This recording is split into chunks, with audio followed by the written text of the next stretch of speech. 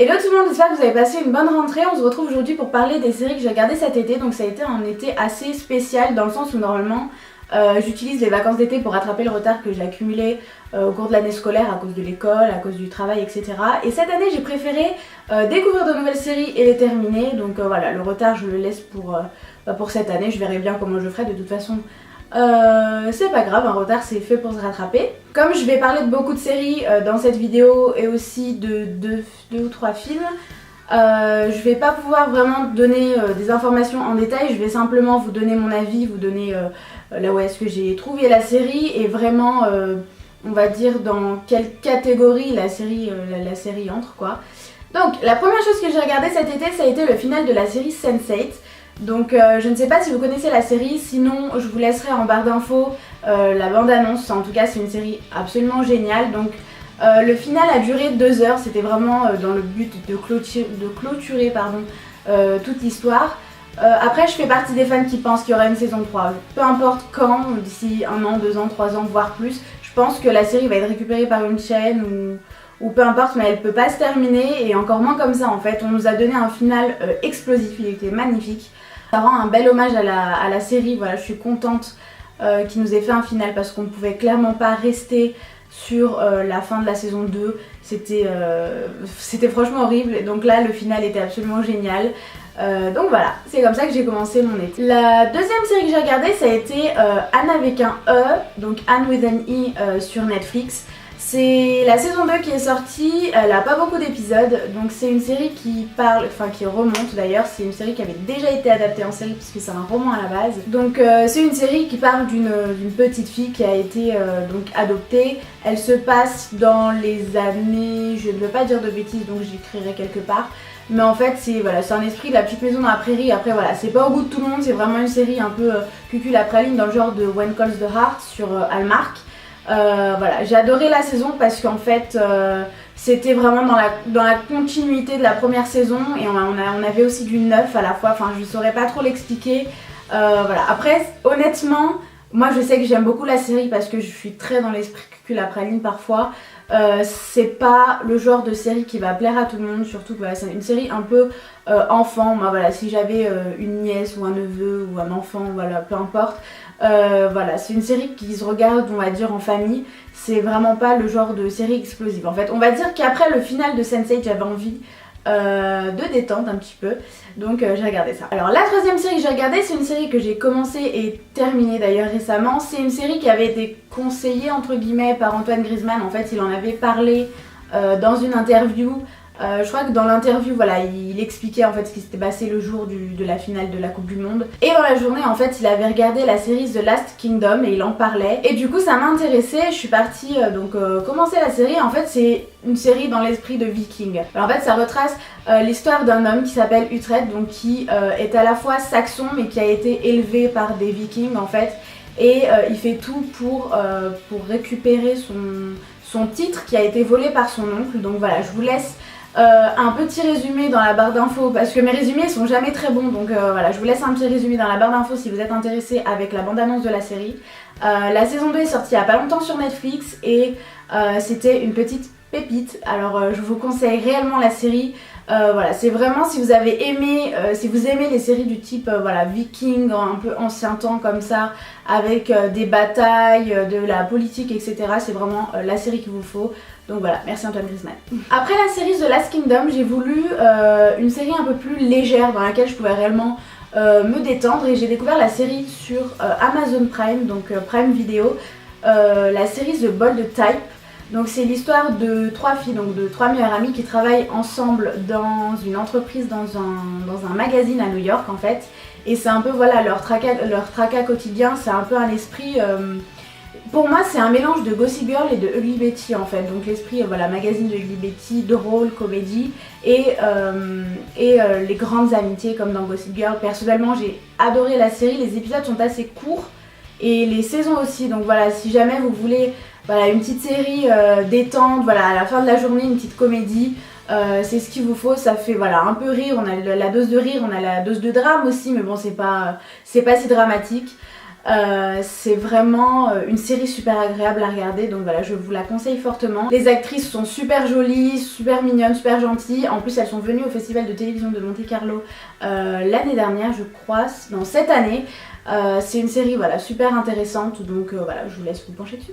Après The Bold Type, j'ai voulu une série un peu plus dramatique, un peu plus noire, et je me suis penchée toujours sur Prime Video sur la série The Man in the High Castle. Donc voilà, à chaque fois elle était présente dans mes recommandés et l'affiche était assez intrigante. Donc je me suis dit que j'allais commencer le premier épisode sans rien savoir du tout en fait. J'ai pas lu de synopsis, j'avais vraiment que l'image. J'essaierai de vous la mettre quelque part parce que l'image de la série change souvent sur Prime Video. Donc je vous mettrai et en fait j'ai vu une croix gammée donc j'ai compris que ça se passait dans les années 40. C'est le genre de série dont je vais pas forcément aller dedans parce que les séries de guerre généralement tes personnages préférés meurent, voilà. Mais là j'ai commencé et je l'ai tout simplement adoré. Alors cette série elle parle c'est un peu un monde alternatif dans lequel les Alliés auraient perdu la Seconde Guerre mondiale. C'est un peu ce qui se serait passé, on va dire, si les Alliés avaient perdu la Seconde Guerre mondiale. C'est surtout aux États-Unis. Dans cette réalité alternative, les États-Unis ont été coupés en trois, la zone du milieu étant la zone neutre, la zone de la côte Est étant la zone appartenant au Troisième Reich, donc à l'Allemagne, et la zone de la côte ouest, donc avec San Francisco notamment, qui est une ville importante pour la série, appartenant au Japon. On suit l'histoire d'une femme qui se retrouve sans le vouloir résistante et d'un homme collaborateur qui se le retrouve sans le vouloir aussi résistant. Donc voilà, je vous laisse toujours la bande-annonce de la série en barre d'infos si vous êtes intéressés.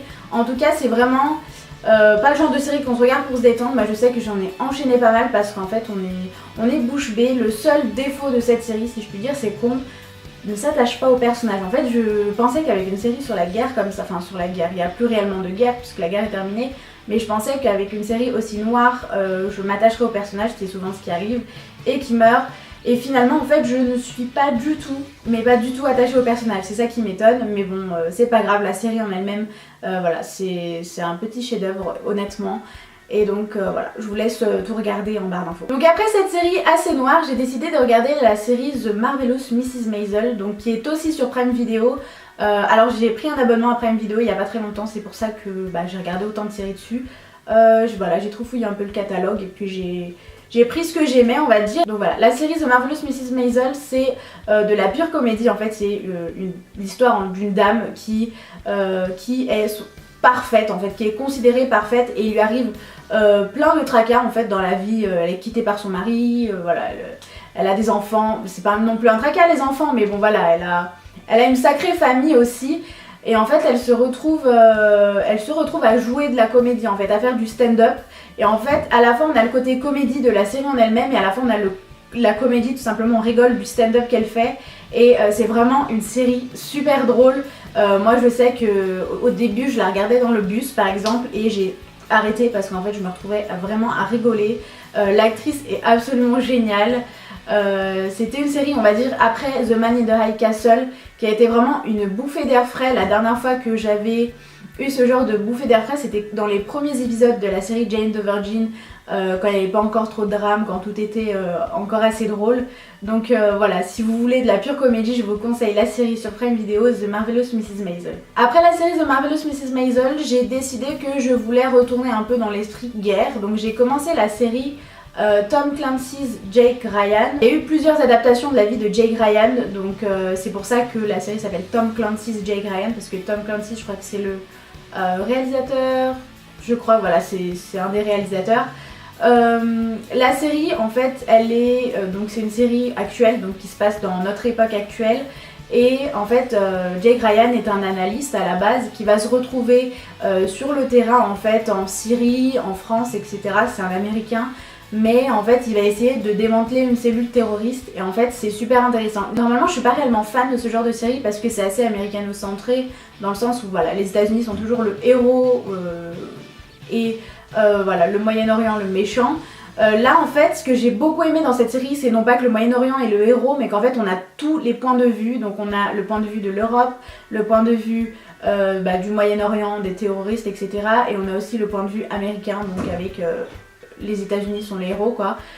C'est ça que j'ai beaucoup aimé, donc on a aussi l'histoire passée des terroristes qui est assez intéressante. Voilà, je veux pas trop vous en dire, mais si ce genre de série, voilà, les séries actuelles de guerre etc. vous intéressent, je vous conseille vraiment cette série. Avec la rentrée qui approchait, j'ai décidé que j'avais envie de retourner à mes petites séries espagnoles, donc si vous n'avez pas vu la vidéo, je vous la laisserai dans le i juste en haut. C'est une de mes séries espagnoles préférées, c'est Las Chicas del Cable sur Netflix. La saison 3 est sortie le 8 septembre, le 1er ou le 8 septembre. Non, le premier c'était, je crois que c'était la saison 2 de The Last Kingdom et le 8, le 7. Bref voilà, peu importe, elle est sortie début septembre et j'ai décidé de la regarder. J'ai fait une grosse erreur parce que j'ai pas vu au début qu'il y avait seulement 8 épisodes et en fait je les ai enchaînés jusqu'à ce que j'ai réalisé que j'étais arrivée à la fin. Donc voilà, ma faute, j'attendrai un an, quoique un peu moins. Je crois que la saison 4 est prévue pour début 2019, je vous mettrai la date si jamais je la trouve. Chicas del Cable, je vous laisse directement la bande-annonce de la saison 1 dans la barre d'infos parce que voilà, je vais pas vous parler de la saison 3 si vous n'avez pas vu les 2 premières saisons. Je compte faire une revue entière sur la saison 3 parce que je trouve qu'il y a énormément de choses à dire. C'était pour moi personnellement la meilleure saison, j'ai adoré du début à la fin. On nous laisse sur une fin qui est beaucoup trop ouverte, donc je pense que je vais avoir besoin d'en parler jusqu'à 2019. N'hésitez pas à vous abonner si vous voulez voir la revue de la saison 3 de Las Chicas del Cable qui sortira normalement d'ici quelques jours. Donc voilà, j'ai assez parlé séries, ce n'est pas toutes les séries que j'ai regardées cet été, mais voilà, c'est les plus importantes, celles que je considère qui valaient vraiment quelque chose, qu'il fallait en parler. J'ai eu pas mal de fails aussi en série cet été, donc je pense que peut-être que je ferai une vidéo dessus si ça vous plairait, ou sinon dites-moi en commentaire si vous voulez et je répondrai en commentaire voilà, ces petits fails en série que j'ai eu. Je tenais aussi à parler de 3 films que j'ai regardés. Je n'ai pas regardé que 3 films cet été, il y en a 3 qui m'ont marqué. Le premier c'est L'échange, en fait c'est un film avec Angelina Jolie que j'ai pu regarder sur Prime Video. Alors c'est un film très ancien donc vous pouvez peut-être l'avoir déjà vu.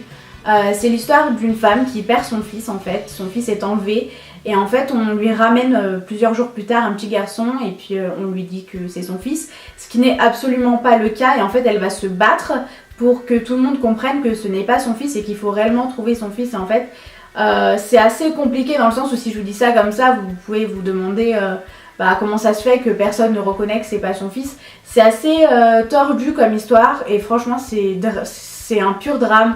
Ça faisait longtemps que j'avais pas ressenti ça devant un film en fait. Le sentiment de cœur brisé on va dire, c'est vraiment une histoire poignante, une belle histoire du début à la fin. Voilà, encore une fois il est disponible sur Prime Video donc voilà, si vous voulez regarder je vous dis de foncer. Par contre prenez bien un paquet de mouchoirs parce que l'histoire est super triste du début à la fin. Alors 2 autres films que j'ai regardés, c'est 2 films originaux Netflix. Le premier c'est To All the Boys I've Loved Before et le second c'est Sierra Burgess is a Loser. Donc voilà, ces 2 séries sont des séries purement ados, ce ne sont pas des chefs-d'œuvre mais c'est le genre de série que voilà, j'adore regarder. On a vu il y a quelques mois sur Netflix The Kissing Booth, c'est exactement le même genre de film. C'est voilà, c'est une histoire d'amour. Donc dans To All the Boys I've Loved Before, c'est en fait c'est une fille qui se retrouve en fait qui a fait des lettres en fait aux garçons qu'elle a aimés mais qu'elle ne comptait pas envoyer et ces lettres se retrouvent dans les garçons qu'elle a aimés et en fait c'est assez gênant mais c'est assez fun et puis voilà, il y a une belle histoire d'amour derrière. Et dans Sierra Burgess is a Loser, c'est tout simplement l'histoire d'une fille qui n'ose pas en fait parler à son crush et qui se retrouve à faire semblant d'être quelqu'un d'autre, d'être sa meilleure amie qu'elle trouve belle, parfaite, etc. Et en fait ça va faire un peu en effet boule de neige quoi, le mensonge va grossir et en fait elle va réellement tomber amoureuse. Voilà, le garçon va réellement tomber amoureux d'elle sans savoir que en fait c'est pas du tout elle. Encore une fois, pas des chefs-d'œuvre mais c'est vraiment le genre de film que j'apprécie beaucoup. Voilà.